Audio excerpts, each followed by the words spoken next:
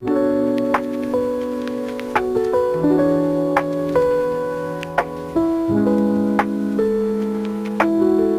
be introducing a rare mitochondrial disorder called Melas syndrome, which stands for mitochondrial encephalopathy, lactic acidosis, and stroke-like episodes.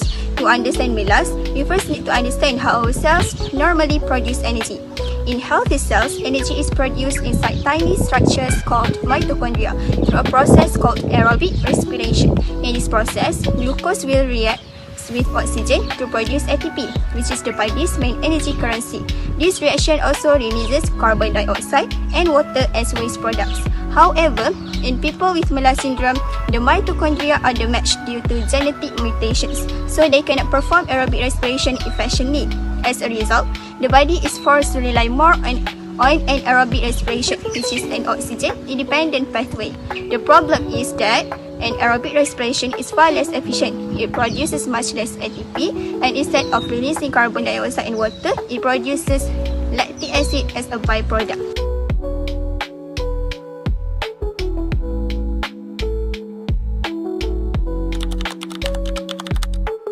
Complex 1 will remove electron from NADH. Proton will be transported from the matrix to the intermembrane through the complex 1. Ubiquinone will remove electron from complex 1. Complex 2 will remove the electron from FADH2. Ubiquinone will remove electron from complex 2. Complex 3 will remove the electron from the ubiquinone.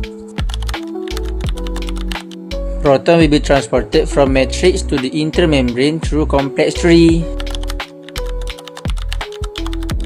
Cytochrome C will remove the electron from complex 3. Complex 4 will remove the electron from cytochrome C.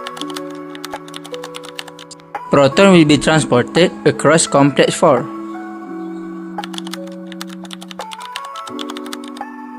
Oxygen will bond with electron and 2 hydrogen to become water.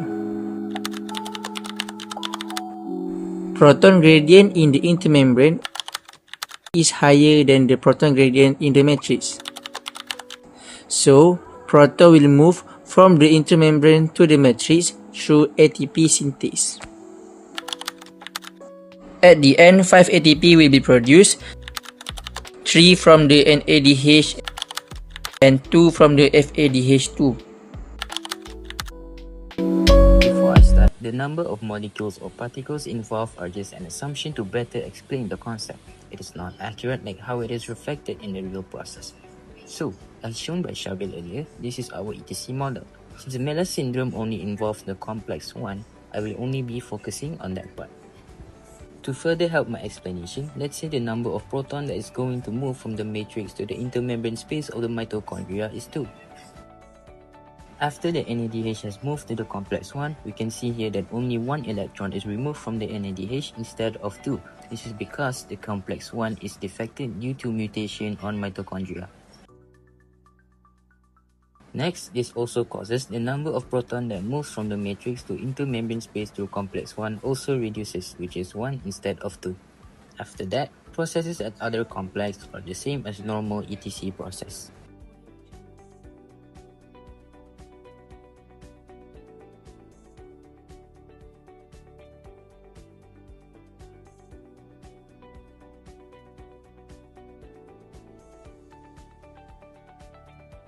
After all the protons has moved from each matrix to the intermembrane space, we can see that there is still protons left in the matrix. This means that the proton gradient between intermembrane space and the matrix decreases.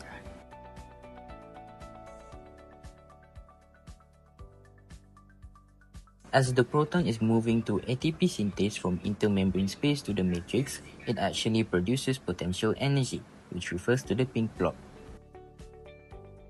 After all the protons has moved to the matrix, it produces 3 potential energy.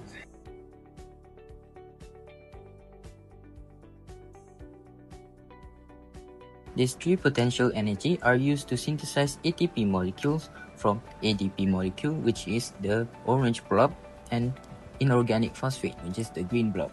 This process is called chemiosmosis. Since only 3 potential energy are present, only 3 ATP molecules are produced, which is lower than the amount of ATP molecule that we are supposed to get at the end of the process. And that is how Melas syndrome affects the ETC process.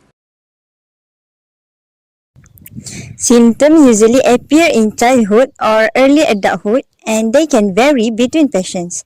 Common features include muscle weakness and exercise intolerance, seizure, stroke-like episodes, headache and vomiting, hearing loss, diabetes, cognitive decline, short stature, lactic acidosis where there is too much lactic acid in the blood, and vision problems.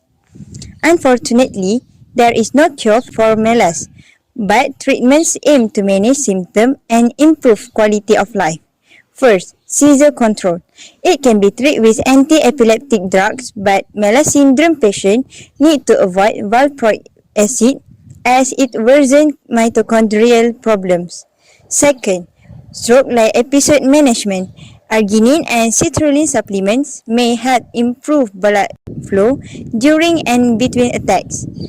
Third, mitochondrial cocktail supplements such as coenzyme Q10, L-carnitine, B vitamins, and antioxidants to support energy metabolism. Fourth, diabetes treatment with standard approach like insulin or oral medication. Fifth, hearing aids or cochlear implants for progressive hearing loss. And for the last one, physiotherapy and supportive care, it is to maintain mobility and daily functioning.